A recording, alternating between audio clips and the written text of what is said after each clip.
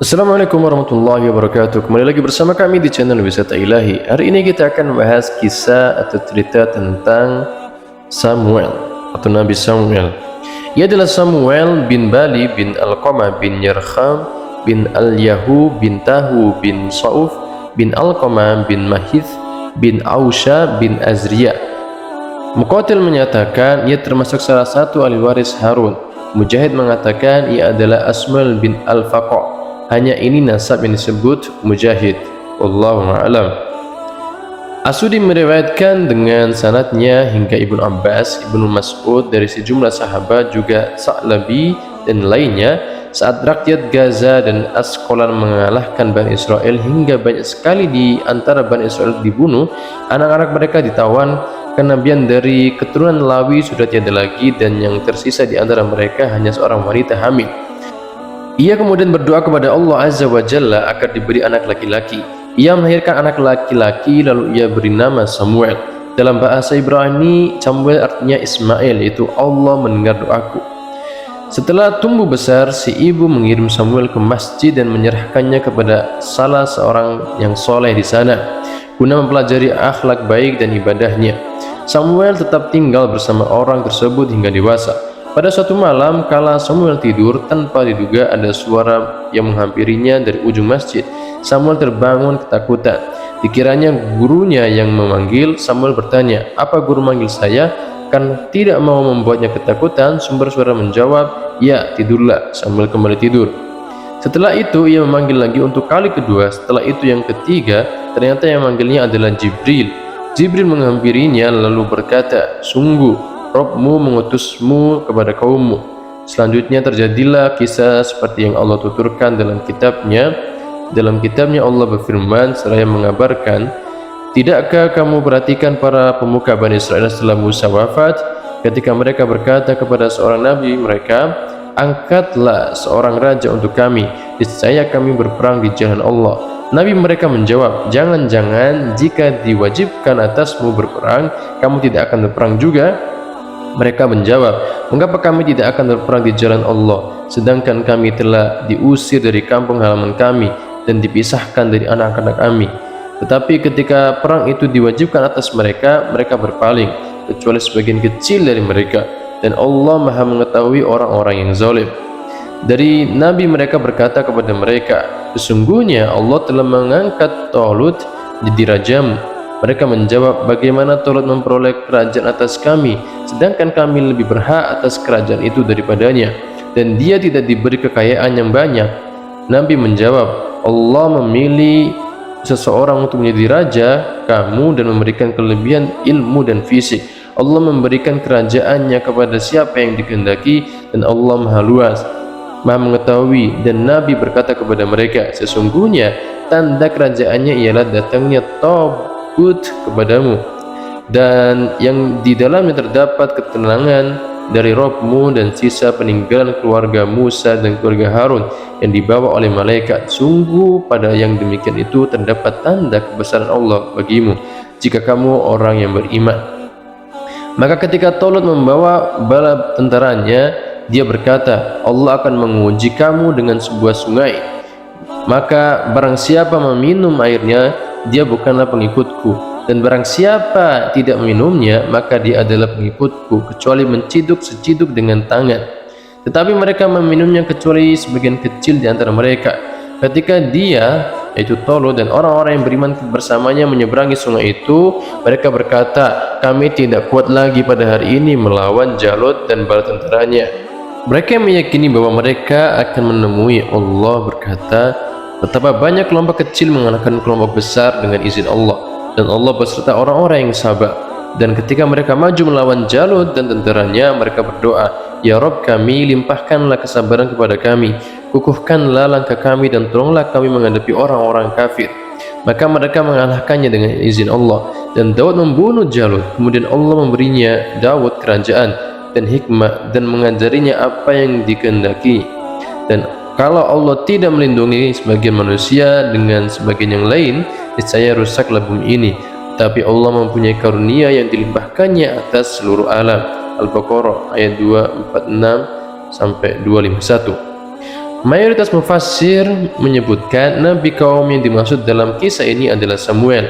Yang lain menyebut Syamun. Ada juga yang menyebut Samuel dan Syamun adalah dua nama untuk seorang nabi. Yang lain menyebut Yusha. Pendapat ini tidak tepat seperti disebutkan Imam Abu Ja'far bin Jarir dalam At-Tarikh. Antara kematian Yusha dan diutusnya Samuel menjadi nabi terpisah rentang waktu selama 460 tahun. Wallahu a'lam. Intinya, kala Bani Israel kalah dengan peperangan dan dikuasai musuh, mereka memohon kepada Allah pada masa itu agar ada seorang raja diangkat untuk mereka. Mereka akan taat padanya untuk berperang bersamanya melawan para musuh. Nabi tersebut kemudian berkata kepada mereka, "Jangan-jangan jika diwajibkan atasmu berperang, kamu tidak akan berperang juga?" Mereka menjawab, "Mengapa kami tidak akan berperang di jalan Allah, yaitu apa yang menghalangi kami untuk berperang?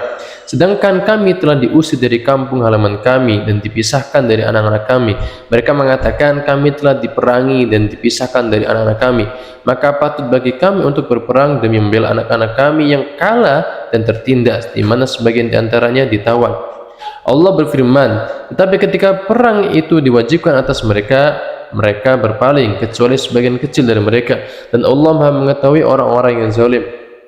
Seperti disebutkan di bagian akhir kisah, hanya sebagian kecil saja yang ikut menyeberangi sungai bersama sang raja, sisanya kembali dan mundur dari peperangan.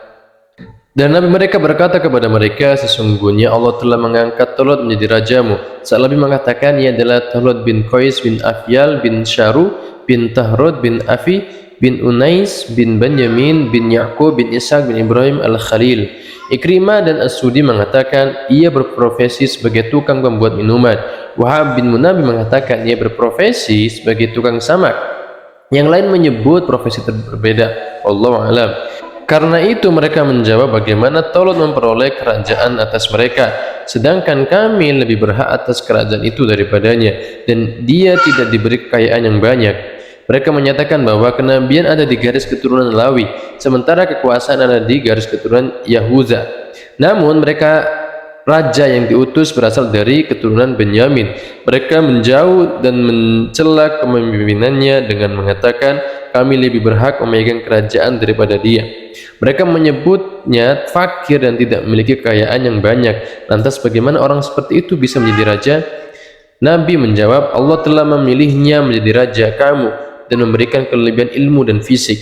Ada yang menyebutkan Allah mewahyukan kepada Samuel bahwa seluruh Bani Israel tingginya sebatas tongkat ini. Jika ada di antara mereka yang berhasil mendapatkan tanduk yang di dalamnya terdapat minyak suci, berarti dia adalah rajanya. Mereka kemudian berdatangan dan mengukur tinggi badan, namun tak seorang pun di antara mereka yang tingginya melebihi tongkat tersebut selain Talut. Saat Talut menghampiri Samuel, ia mendapatkan tanduk tersebut. Samuel lalu mengoleskan minyak pada rambutnya dan menunjuknya sebagai raja. Samuel berkata kepada mereka, "Allah telah memilihnya menjadi raja kamu dan memberikan kelebihan ilmu." Menurut salah satu pendapat, ilmu di bidang peperangan, yang lain menyebut ilmu secara mutlak dan fisik, ada yang menyebut postur tubuh, dan yang lain menyebut ketampanan. Tekstual rangkaian dalam kalam menunjukkan Talut paling tampan dan paling berilmu setelah nabi mereka. Allah memberikan kerajaannya kepada siapa yang dia kehendaki. Ia berhak memutuskan segala sesuatu. Menciptakan dan memerintah adalah urusan Allah, dan Allah Maha luas, Maha mengetahui. Dan Nabi mereka berkata kepada mereka, "Sesungguhnya tanda kerajaannya ialah datangnya tabut kepadamu, yang di dalamnya terdapat ketenangan dari Rabbmu dan sisa peninggalan keluarga Musa dan keluarga Harun yang dibawa oleh malaikat. Sungguh pada yang demikian itu terdapat tanda kebesaran Allah bagimu jika kamu orang beriman." Ini merupakan salah satu berkah seorang soleh ini. Allah mengembalikan peti yang dirampas pihak musuh, dan mereka meraih kemenangan terhadap para musuh karenanya, yang di dalamnya terdapat ketenangan. Ada yang menyebut baskom dari emas. Di baskom inilah dada para nabi yang dibersihkan. Ada yang menyebut ketenangan seperti angin ribut. Yang lain menyebut wujudnya seperti kucing yang jika mengeong keras dalam peperangan, Bani Israel yakin pasti meraih kemenangan. Dan sisa peninggalan keluarga Musa dan keluarga Harun, ada yang menyatakan di dalamnya ada remukan lembaran-lembaran dan sedikit makanan manna yang pernah turun untuk Bani Israel selama masa bingung tak tentu arah. yang dibawa oleh malaikat, yaitu didatangkan dan dibawa oleh para malaikat dan kalian melihatnya secara langsung sebagai salah satu tanda kebesaran Allah, hujjah nyata atas kebenaran kata-kata yang kusampaikan kepada kalian, juga sebagian bukti sah atas kekuasaan Raja Saleh kalian ini. Karena itu Samuel berkata, sungguh pada yang demikian itu terdapat tanda kebesaran Allah bagimu jika kamu orang yang beriman.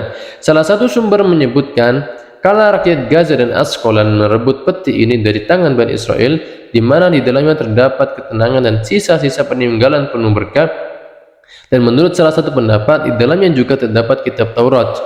Mereka meletakkan peti ini di bawah berhala milik mereka. Pada pagi harinya ternyata peti itu ada di atas kepala berhala. Mereka lalu meletakkan kembali peti tersebut di bawah berhala. Namun pada pagi hari berikutnya ternyata peti itu ada di atas kepala berhala. Karena kejadian yang sama sering terulang, akhirnya mereka tahu bahwa hal tersebut terjadi karena perintah Allah. Mereka kemudian mengeluarkan peti tersebut dari negeri mereka, lalu mereka tempatkan di salah satu perkampungan. Mereka kemudian terserang penyakit di leher. Karena penyakit itu lama tak kunjung hilang, mereka kemudian mengikat peti tersebut di atas gerobak yang diikat pada dua sapi dewasa betina, lalu mereka lepaskan. Ada yang menyatakan malaikat mengiring sapi ini hingga sampai di tengah-tengah Bani Israel. Mereka melihatnya secara langsung seperti yang dikabarkan Nabi mereka. Allah yang lebih tahu bagaimana secara peti ini dibawa pada malaikat. Menurut tekstual ayat Al-Quran, para malaikat membawanya secara langsung dan itulah yang bisa dipahami. Wallahu a'lam. Mungkin itu saja kisah tentang Nabi Samuel. Semoga kita semuanya bisa mengambil hikmah dan pelajarannya. Sekian dari kami. Wassalamualaikum warahmatullahi wabarakatuh.